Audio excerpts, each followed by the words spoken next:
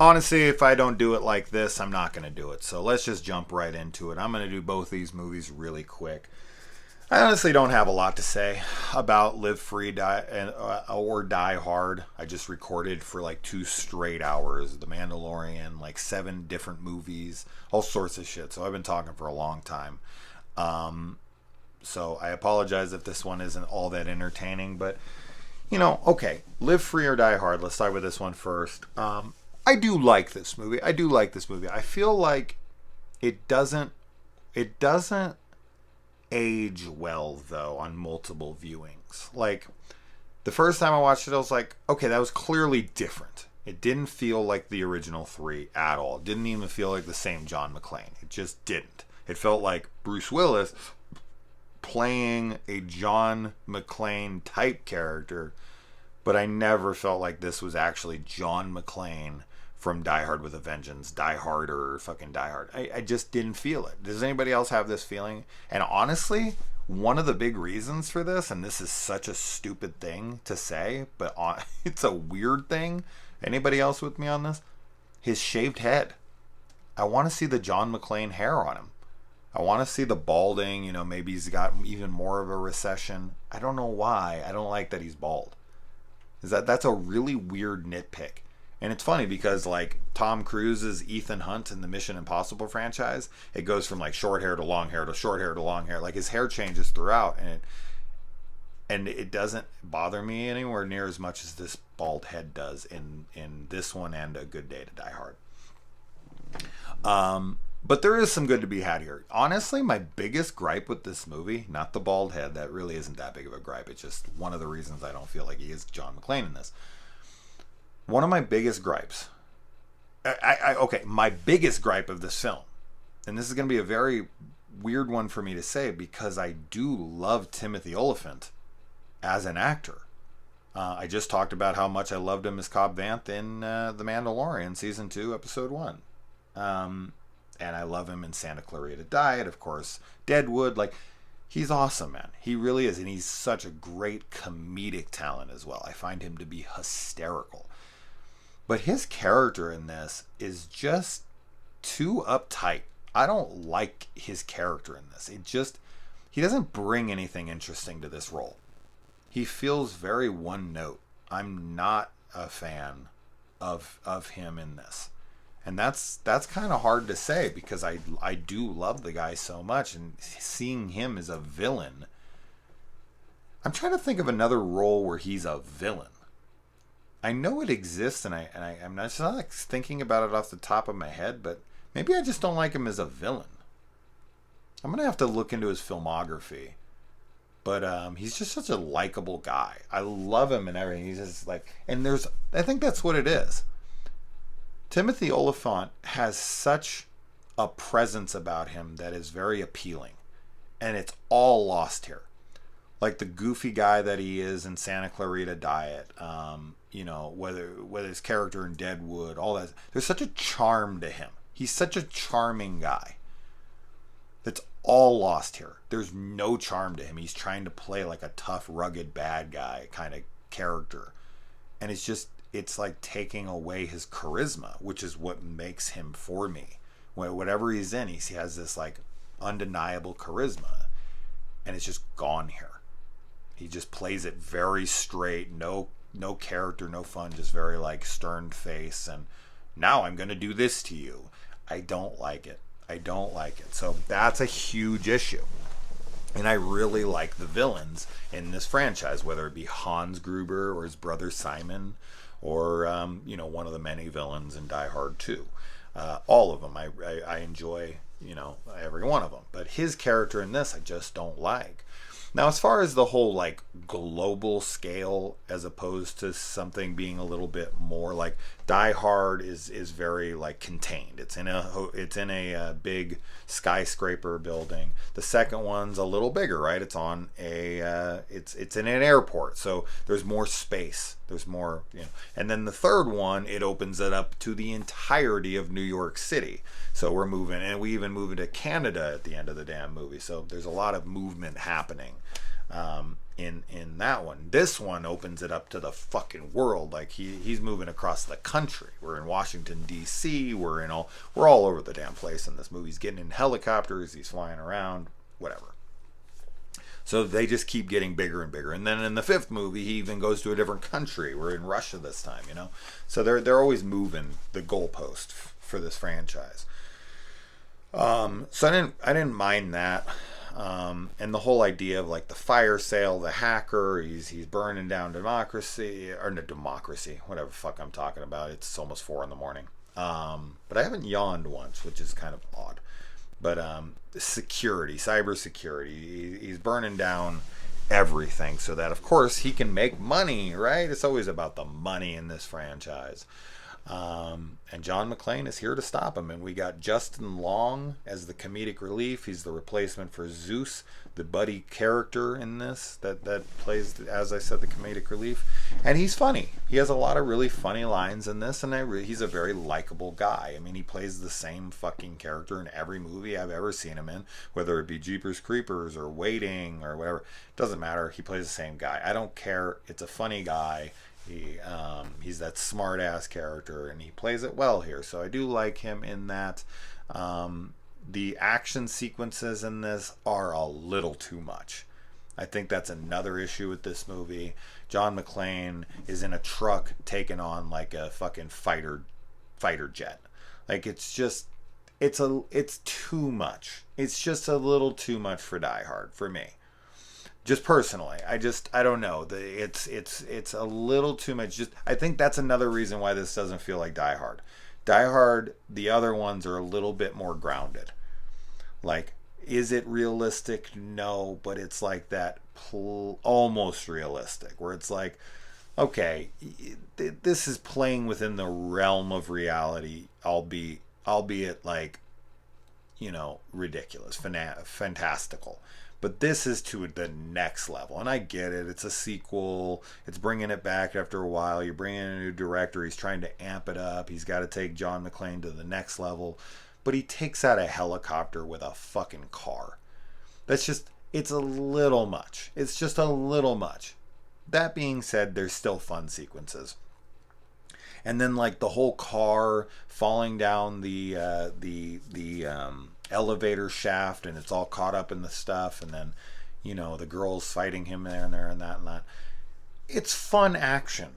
It just feels a little much for this franchise. That's it. So as its own action film, I like it. But when I'm attaching it to the Die Hard franchise, I'm like, is this Die Hard to you?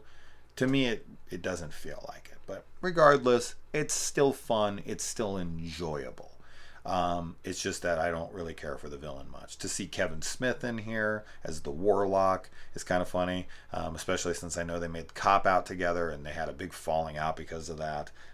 Mostly because Bruce Willis was pissed off at him for not knowing what the different lenses did, which is kind of fucking insane to think about how many big movies Kevin Smith had made by that point, and the guy didn't know how to use lenses. Like, what the fuck, dude? That's kind of wild to me, but whatever. Anyways, moving on. But yeah, it's fun, and we got Mary Elizabeth Winstead in here playing Lucy McClane. I mean, fuck, Mew, good old Mew. Mary Elizabeth Winstead is in so many cool movies. She's so beautiful. She's so cool. I always love seeing her, and but she's just not used anywhere near enough here. I hate that this movie's PG-13. Yes, they have the unrated cut where they've kind of inserted the fucks, but I don't know. This movie should have been R-rated. They should have let Timothy Olyphant be his charismatic self, in let him play with this role a little bit more. I feel like they just tried to handcuff him a little bit and bring him down to like be this very dark, ominous character, and I don't know, that's just not him. He didn't land it for me, but whatever. The PG-13 stuff hurts, and when he does the yippee-ki-yay motherfucker thing, and he have to like use the gunshot where he shoots himself to cover up the fucker part, because I don't think you're allowed to say fucker. You're allowed to say fuck, but not fucker in a like motherfucker. are you not allowed to say that in a PG-13 movie, but you're allowed to say fuck because you're only allowed to say it once? Because I remember when this movie was coming out, people were like, well, he's not going to be able to say it. I'm like, well, you can say fuck in a PG-13 movie. You just get it once. You know, they usually reserve it for like Samuel Jackson or something, but like in 1408, it's an evil fucking room. You know, you get that, but I don't know. Is there rules to the kind of fuck you can use? Whatever. It is what it is. But yeah, so that's really mostly what I have to say about the movie. You got that parkour guy in this, which is fun. He's like jumping on the fences, and then he's in that like room, and he's hanging. He's like freaking Toad, Ray Park's Toad from the first X-Men movie. This guy's just asking to get his ass killed, and he gets his ass kicked into the fan, and you're like laughing at the idiot. And yeah, I mean, that's really all I got to say about the movie. It's fun, but it's just not on the level of Die Hard for me. So yeah, it doesn't hold up super well, but it's still a good time. I do like it, and the unrated cut is absolutely the way to go for sure, no doubt about it. The reason I wanted to talk about A Good Day to Die Hard with this Live Free or Die Hard movie is because I have almost nothing to say about the movie. It's fucking abysmal. Like, I went into it really wanting to like it. I really did. I was like, all right, you know what? I'm going to give it its fair chance. The first time I saw it, I was like, like, it was kind of a very subpar action movie. Didn't feel like Die Hard at all. Like, I was, just like as I was talking about with Live Free or Die Hard, that didn't feel like a Die Hard movie. This 10 times over didn't feel like a fucking Die Hard movie.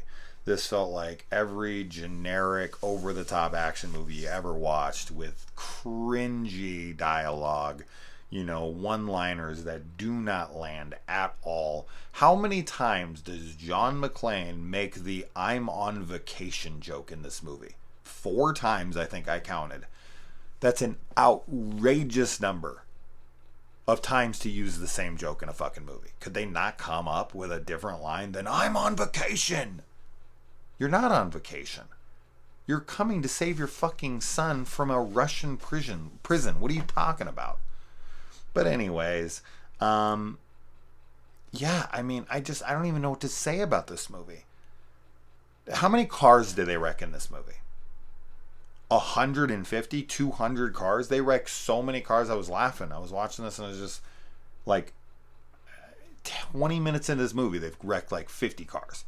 And they just keep wrecking them. They keep wrecking them. And the fucking, like, everything about this movie makes no sense. Like, when I was watching this movie, I was watching it with somebody and I was just making jokes right, left, and center. Like, oh, they just jumped down this garbage chute, which is straight down, by the way. Straight down, but somehow they're sliding in it. And you're like, how are you sliding in it? You'd just be free falling to your death right now. Like, what is this? Like, and then they just happen to go to Chernobyl, and then somebody has some kind of like emitter or something that like kills the fucking you know, the radiation in the air. Oh wow, we'd love to have that technology so that we could actually clean up radiation. Like, what is this nonsense? And then they fucking like dive headfirst into water outside of Chernobyl. What? And then they talk about Chernobyl like it's Pripyat, like they have no fucking actual understanding of Chernobyl at all. And it's just like, what in the how are we even at Chernobyl right now? And then there's this twist about how the guy was in on it with his daughter the entire time. And it's just like, for what reason? Why? Why is he in on this with his daughter? Why did this guy even need to exist? What purpose did it serve for this guy to not be in on it with him? Like, why wouldn't they just have him be in on it anyway? Like, this kind of stuff is just maddening to me. I'm watching it, and all the gunplay is stupid, and fucking, you know, Jai Courtney as his son, Jack, and we even get a Mary Elizabeth Winstead cameo in here, which connects it to Live Free. And she's used for like 5 seconds in the movie, which is outrageous. But he wouldn't take her, so I guess that makes sense. But just John just kind of going through Russia like he is, wrecking cars, killing people, and no one stops him. It's It's too much, dude. It's too stupid. Every fucking fight scene is idiotic. Every line is stupid. All the performances are phoned in. It's a dreadful fucking film and should not be attached to this franchise at all. And I really hope they don't make that like prequel movie called like McClane or something. I don't know what the fuck they're thinking about with that. Please, if you're gonna make one more, make it some like Logan style type thing where John is like on his last leg. You know, he's an old man, and have the balls, even if people will make fun of it, have the balls to call it Old Habits Die Hard. Why would you not call it that when he's an old man at this point? Like, have John McClane, and Old Habits Die Hard. His old habits are die harding. Like, it makes perfect sense. He's old habits. Like, it's like the most famous saying attached to Die Hard. Like, it's a no-brainer to me. One last film, Old Habits Die Hard. Fucking bring back, you know, Samuel Jackson. I don't know. Do something. Have fucking fun with it. Make one last great Die Hard movie, or don't touch the fucking franchise again. Probably that. Probably don't touch it again. But if you're gonna touch it again, Old Habits Die Hard. You know. Anyways, I'm done with this. I gotta go to bed. It's 4 a.m. I've talked for almost 3 hours, 2.5 hours straight. My voice is giving out. I'm fucking not even pronouncing words correctly anymore. But yeah, I had to get this done. So anyways, adios.